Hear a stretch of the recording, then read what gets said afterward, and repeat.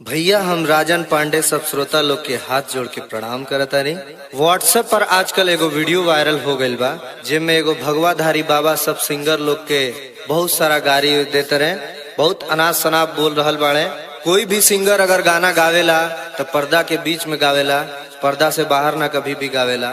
रउआ सब भगवाधारी बाबा लोग के रिजल्ट देख रहल बानी, जैसे कि आसाराम जी, राम रहीम जी।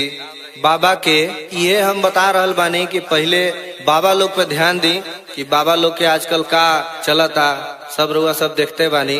और बाद जौन बाकी सिंगर पे ध्यान दी। हमारे भोजपुरी के सुपर स्टार कलाकार खेसारी लाल यादव जी के बेटी के बारे में इतना गलत बोलने बाड़े कि सुन के माथा गर्म हो जाता हमारा। बाबा हो के उनके तनिक भी लज्जा नहीं खे, शर्म नहीं खे, लिहाज नहीं खे।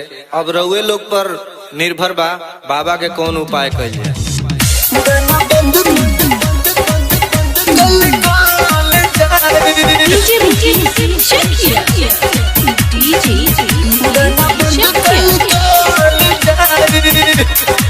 ए बाबा मंदिर में घंटी बजाब अभी हो, जन सिंगर के अंगुरी देखै ह कभी हो।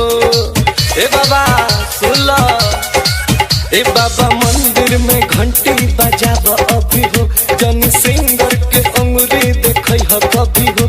ना ताहार करम बिगड़ जाए, गहड़ जाए। सिंगर के हाथ जदि पड़ जाए, गाना बंद कल जाए। सिंगर के हाथ जदि पड़ जाए, गाना बंद कल जाए।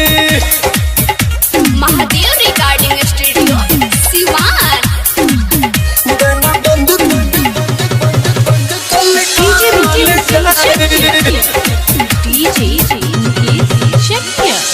गाना बंद कल जाए।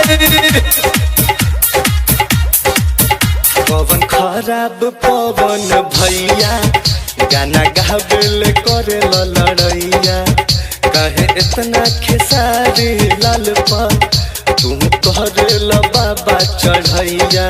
ओ कवन अवधेश प्रेमी खराब गावेले, कहे तोहरा धनंजय न ढकन भावेले। सुन धर्म सिंह बतिया बिगड़ जाए, बिगड़ जाए। सिंगर के हाथ जदि पड़ जाए, गाना बंद कल जाए। सिंगर के हाथ जदि पड़ जाए, गाना बंद कल जाए। गाना बंद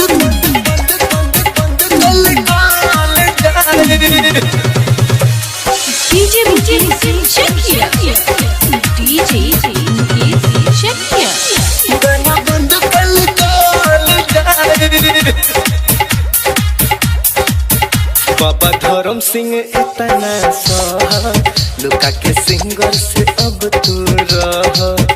एको शब्द सुनो अधिका तू, जन सिंगर के बारे में कह। कहे राजन मोहन न लेट करा हो, अपना आश्रम के बंद अब गेट करा हो। सगरी नशा चढ़ता हर उतहर जाए, उतहर जाए। सिंगर के हाथ जदि पड़ जाए, गाना बंद कल जाए। सिंगर के हाथ जदि पड़ जाए, गाना बंद कल जाए।